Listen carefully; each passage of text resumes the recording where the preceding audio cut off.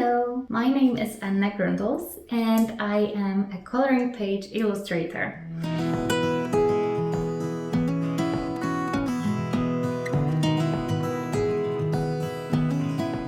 I mainly illustrate coloring books, but also other products to color in. And today I would like to show you my workspace, tell you a little bit about my work, and most importantly, we'll chat about what makes a good coloring page. Right now we are in my creative workspace. As you can see, I really like to keep it colorful and playful. And the reason for that is very simple. Life's too short to work in a very boring space. But also, I need to be creative all day for my work. And in order to keep up the creativity levels that I need to create every single day, I really need to think hard, where does my creativity come from? And I truly believe that creativity comes from playfulness, happiness, and fun. So this is also what I like my workspace to reflect. I surround myself with colors that I like, with artworks that I like.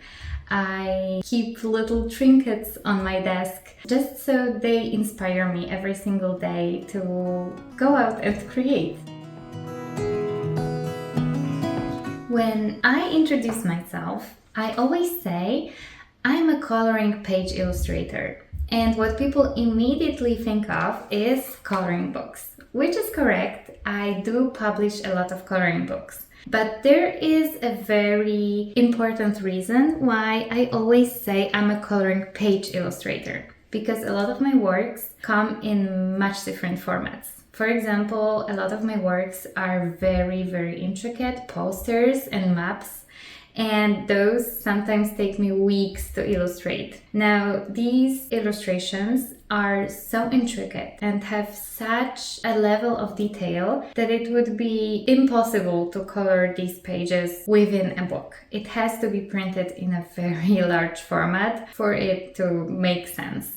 Now, large formats aren't the only thing that I do. I also occasionally make very small illustrations. For example, one of my absolutely favorite products that I make is coloring stickers, and I really love illustrating these very, very small illustrations that you can color in the way you like and stick it wherever you like. So coloring pages are so much more than coloring books. And I'd like you to remember that, because it opens up so many possibilities. So now that we are on the topic of coloring pages, there is one big question that I would like to answer, which is what makes a good coloring page? I mean, it's art, so it's always subjective, right? There are no good or bad ways to make art. But there are some principles we can apply to make a coloring page better, and today I would like to talk about those. There are two sides to judging your coloring page illustration. On one hand, it's like any other illustration, right? So we look at this visually through the lens of design principles and composition. But on the other hand, what we should also always account for is the user experience, because coloring pages aren't meant to just be looked at, they are meant to be colored in. At first, I would really like us to focus on just the visual aspect.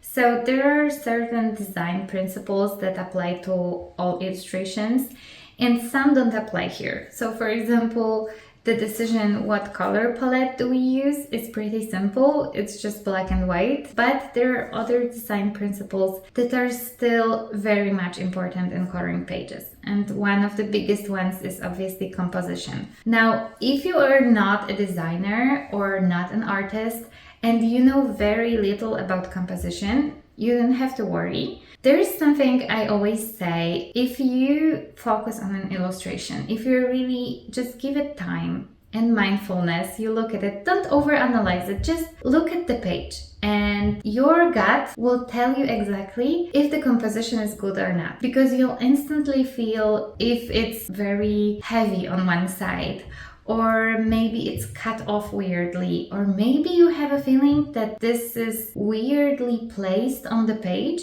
You'll instantly know that something is off with the composition. And if you don't have the gut feeling that something feels off, then the composition is probably really good. Another design principle that is very important here is cohesiveness.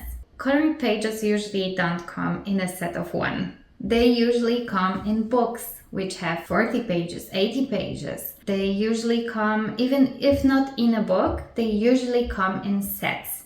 So you will have multiple coloring pages and you have to keep them cohesive because you don't want to sell every coloring page to a different person. You want to sell the whole book to the same person. Now, in order to keep things cohesive, there are multiple ways you can do that. By choosing a certain theme. For example, let's go with flowers, and all of my pages in the coloring book will be flowers. But there are certain ways you can introduce cohesiveness with style, and it really brings all of the works together. So one thing I highly recommend doing is deciding on one certain line width and keeping it throughout the book or throughout the set. Now, if you decide on just one line width, you also have to be mindful of the format you'll be printing it in. So maybe the line width will be a bit bigger if it's a bigger format, or a bit thinner if it's a smaller format. But this definitely brings all of your works together and makes them look like the same person drew them.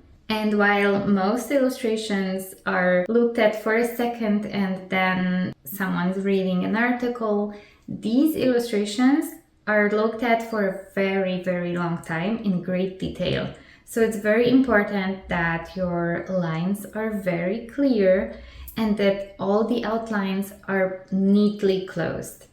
Now, this is very important for colorists also. This is already stepping into the second aspect, which is the user experience. You have to close the outlines, or else the colorists won't know if they are supposed to color both this area and the other one. Are they connected or are they separate? Should it be the same color or should it be a different color? It's very, very important that all outlines are neatly closed. Unlike other illustrations, coloring pages are meant to be used. They are meant to be actively colored in.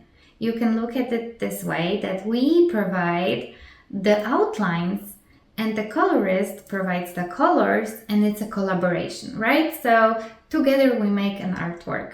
However, my job isn't just to provide the outlines. My job is to provide the outlines in such a way that make coloring the most enjoyable. And there's really only one way to find out what is enjoyable to colorists, right? And put yourself in their shoes. The best way to do this is by pulling out your markers. The most popular coloring medium right now are alcohol-based markers. So get some alcohol-based markers, print out some coloring pages, or maybe your kid can share with you, and then just try it. Just try coloring some pages and see what feels fun and what feels annoying. For example, if you have a coloring page with a very, very small area that you have to color in, it's pretty difficult to get in there with a marker so precise, and once you do, the color still bleeds out of the lines. This is very annoying. Or for example, when you have a very large area to color in and your marker dries right as you color, so you end up with a colored area that has these marker lines because it was just too large. So this is definitely something to keep in mind, that the areas cannot be too small and cannot be too large for coloring. You also have to be very mindful of the complexity of the artwork. And while I personally love to illustrate in very, very small detail, not every hobby has to be climbing Mount Everest. Not everyone picks up coloring pages and is looking for a challenge. Most people pick up coloring because they are looking to relax, unwind. They are looking for cozy activity, and it just cannot be too overwhelming. So definitely keep in mind that the complexity has to match the format. You can go a bit more complex on a very large format. For example, if you're publishing a really large book, but if the illustration is supposed to be printed on a small format, it has to be fairly simple so it can be fun to color in and not a challenge. One more thing to keep in mind for the user experience of your colorist is definitely the thickness of the lines. Now, if your lines are too thick, the page will be very, very dark. And even after coloring, you'll notice that the artwork will just look very dark and sad. Now, if the lines are too thin, it's very difficult to fit your markers and not go over the lines. So you definitely have to juggle that between the lines that are way too thin and way too thick. You have to find some middle ground that is both easy to color, but also doesn't overwhelm the whole picture with the black outlines. There are so many design principles, but if I had to give a short answer to the question, what makes a good coloring page, the answer would be fun. If the coloring page is fun to color in, if it brings joy, you've done a wonderful job. And thankfully, there is a very easy way to check. You can literally just pull out your markers and take the coloring page for a spin.